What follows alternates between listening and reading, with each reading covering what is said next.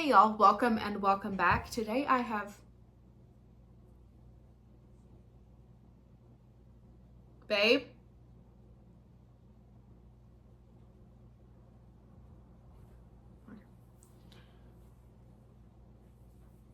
Wonder if that cult. Gross. Okay.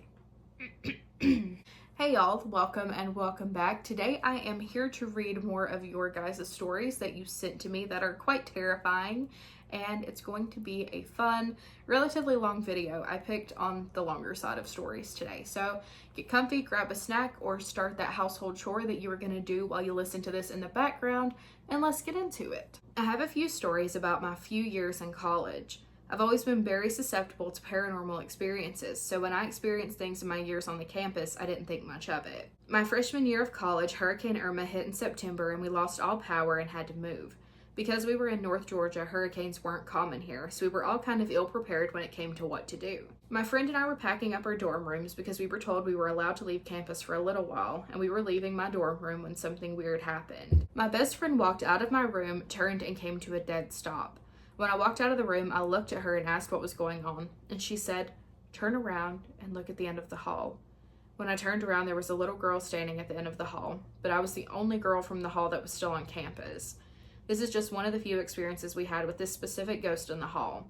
There was also this time I would be in my room and would hear someone jiggling the door handle or see somebody walking by the door. We've also had experiences in another area of campus where we would see shadows outside of our dorm rooms, and one night my roommate saw someone go running past our apartment door. But we lived on the ground level and she didn't hear anybody go up the stairs or open the door, so there was no one there. We also have the theater ghost, who is one of the three spirits in the theater. There's a white lady who walks around and kind of protects all of us. And there's the man in black. The man in black is somebody that we fear seeing. One night during a rehearsal for a senior capstone, a friend and I both saw him. He was in our booth when we were closing down the theater after rehearsal. We would also hear people whispering her names even though no one was there. We often saw the white lady when shows were over. We would see her clapping, or she would just be watching the shows during them, so she's always just a ghost that kind of supported the people in the theater, if that makes sense. My college just had a lot of strange things happening, and we even had a video done where my roommate and I were interviewed about the paranormal Piedmont. Oh, it's so fascinating. I love that. I want to visit. All right, story number 2.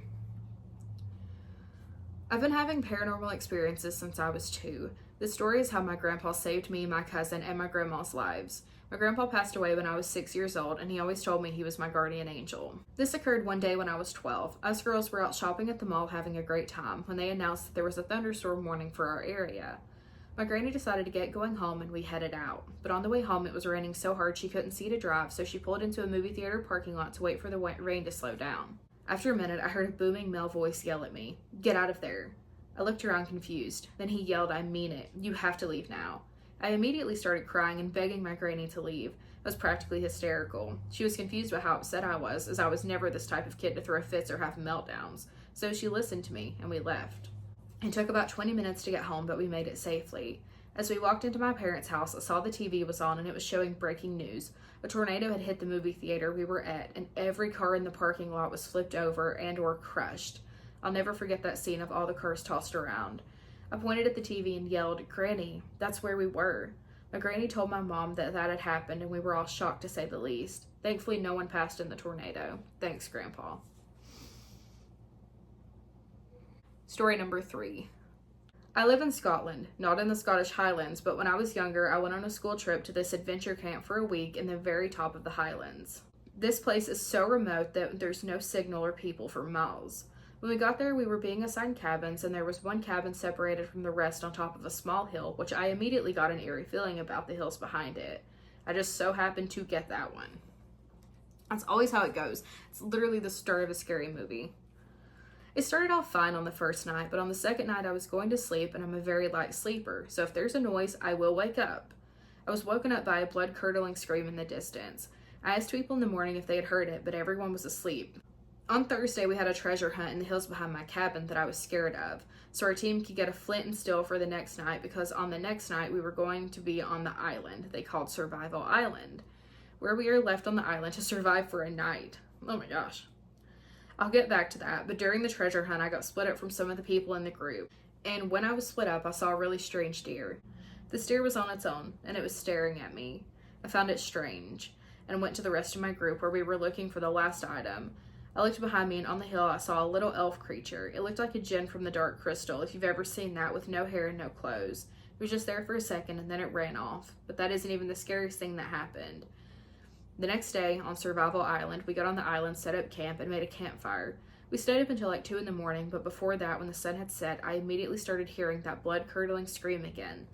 This time, closer. I tried to ignore it, but it was just getting louder. It got to the time where we were going to sleep, and everybody's tents were on top of the hill, but mine was below it, facing towards the woods on the island. Everyone I was sharing a tent with had fallen asleep, and I was about to when the screaming started again. I just ignored it and hid my head in my sleeping bag because I was cold and couldn't get to sleep. I peeked my head out of the sleeping bag when I saw a humanoid figure at the edge of the woods. It had plain black eyes and its mouth was gaping open. It looked exactly like definitions I've heard of S-walkers. I shut my eyes and hid in my sleeping bag again, but every time I peeked out of it, it was there, screaming. I eventually fell asleep at around 4, but I woke up at around 5 a.m. and it was still there. It was still screaming on and off. I just sat there in my sleeping bag until it stopped, and it was gone. I was so terrified. I didn't tell anyone, and we left the island, and I looked back and swear I saw it at the line of the woods again. Yeah, I don't like that. Story number 4. Growing up, I was raised by my grandparents on a small farm in the middle of the woods. The house and surrounding woods had been in my grandfather's family since the late 1800s. The house we lived in was the third build and was the only house that still stood on the 98 acres. The house stood tucked into a small valley almost right in the middle of the property. Out of the 98, maybe only 5 acres were cleared, the rest covered in a dark shroud of wood. Everyone in our town called the many acres of wood surrounding our home the Lonesome Wood. The myth that surrounded them was if anyone went in, they didn't come out. Ugh. This was really funny to me because I grew up playing in these woods with my cousins. They weren't scary to us, but of course we all joked about it. None of us ever went in alone, and never without an adult, until we were like 10 or 11. I remember having these rules my mamaw gave us growing up, and I just thought it was so no one got lost or hurt. My mamaw never called our names. She would only ring the old dinner bell in the yard when it was time for us to come back inside. Rule number 1, always be inside the house before dark. No one ever went outside alone after dark. Rule number 2, be out of the woods before the sun even starts to set. Rule number 3, never venture into the woods alone and always mark your trail to get back out quickly if needed. The one rule I never understood was rule number 4, and that was if you hear something you think you shouldn't, ignore it and walk back to the house immediately. Never in my life was I afraid of those woods until one day when I was 15. I was out walking in them alone, and I hear whistling. A whistle like I'd never heard before, and a chill shot straight down my spine. Something told me to get out of there now. I turned to walk away, and clear as day, someone says, my name, don't leave yet. My heart sank, and even though my mama told me to never run, I did. I ran as fast as I could, and I didn't look back once. As I ran, it was like I could hear something following me, and that eerie whistle coming in every direction. It all stopped as soon as my feet hit our gravel road. I stopped to catch my breath, and the hairs on the back of my neck stood up once again. It was like I could feel something watching me, something trying to draw me back. I shook it all off and ran back to the house, calling for my mamaw. I told her everything, and the fear she had on her face is something I'll never forget. She hugged me tight and told me I wasn't allowed into those woods, and no matter what, don't stare into the trees too long or I might see something I shouldn't. I continued my regular route, and every day I walked her half-mile driveway through the woods to catch my school bus, and walked back home every day. I felt something watching me. I could hear the whistle occasionally. Sometimes my name was called. I learned to ignore it the best I could as time went on, but my feet never left the safety of that gravel again. I'm now 27, and since that day, I've never gone back into the woods. No one has. All right, we're on our final story, which is story number 5. So to begin, some pretext. The first event took place in the house I grew up in. This is important because my sister would sleepwalk at night to the point to where, according to my mom, her eyes would be open and she would walk to my parents' room and never remember what happened the day after. And when we moved to our next house, she stopped doing that entirely. I added this because a small part of me believes that that house may have been haunted because of that fact and what I'm about to tell you next. When I was a little kid, around the ages between 5 and 7, I would wake up in the middle of the night for no apparent reason. This happened many times and it always went the same way. First, I would wake up, feeling drowsy but energized, like how one feels when they first wake up in the morning. Then after sitting up for a few minutes, I would lay back down and try to go to sleep. This never worked, of course, and I would end up sitting upright in bed, sort of just waiting to be tired. And as per usual, I started to get hot. But it wasn't me that was hot. I never got sweaty or anything. It was the blankets. It was sort of like the gold touch, where anything my fingertips touched was hot. The best way I can explain it is like touching crispy bacon. The dehydrated and crusty feel is what I felt instantly of the fluffy blankets. Or really anything that I touched with my fingertips. So for what felt like an hour, though no one knows how much time actually passed, I would cry and cry because everything I touched burned my fingers. A few times my mom would wake up and hear me crying and try to help me, and it was so strange because I couldn't comprehend how her hands were touching my blankets and feeling comfort while I didn't. Naturally, I think she just assumed there was nothing she could do, so my mom would go back to sleep, but reassure me that everything would work out, and it usually did.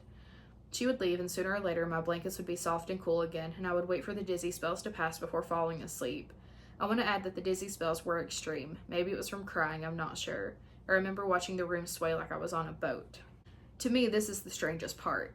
Every morning I would forget that the event took place. I have ADHD, so as a young adult I just assumed that it was my forgetfulness that made me never bring it up during the day. But I came to realize that neither my mom nor dad brought the events up either. In fact, I have a feeling that if I were to bring this up, neither of them would recall the events. And I have never experienced the same thing again. Mind you, this took place at least 10 to 12 years ago. Side note, if you have any suggestions on what this could be or could have been, I'm open to questions and suggestions. The only other thing that stands out to me is that after moving, I've only experienced one paranormal event in every house I lived in after we moved. In the first house, a picture frame of my grandfather fell face forward while my mom and I were talking about him in the room where he passed away. It was so sudden and there was no way it could have fallen on its own since it was on a flat surface, and despite being in the high place, the AC was off and no windows were open. In the second house, my sister and I heard footsteps leading up to our room that were heavy and distinct enough for both of us to wonder which family member it might have been. We stayed up late a lot so that we were able to differentiate between how other family members would walk. I did that too. We asked our brother about it and he said he was in his room the last few hours and it couldn't have been our parents since they were asleep at 9. The latest would be 10. That's rare, but it was around 11 that night. To make matters worse, just before going to sleep, we heard the doorbell hanger go off as if someone opened or closed the door. Clear as day. When we investigated the door, it was still locked and the bells were utterly still. We moved out after living there for 2 years for financial reasons. As of yet, there haven't been any paranormal experiences or weird activities in my current home, so I'm wondering if whatever followed us onto each house has given up on creeping me out. The only thing that comes to mind are the coyotes who occasionally yip and yowl down the street, but I live in the suburbs and a good 10 minutes away from this huge nature park where I'm sure they hang out during the day, so I don't really question it. Sorry if this was a long story. As I said before, I was inspired by others who emailed you and your kindness and open-mindedness. Thank you. That's terrifying. So it's not supernatural, and I have a feeling that that was just because of the other events, but that kind of sounds like, so whenever I have a panic disorder, and whenever I have attacks or like spells or whatever you want to call them, there's a certain brand of panic attack that I have where I lose all feeling in my legs.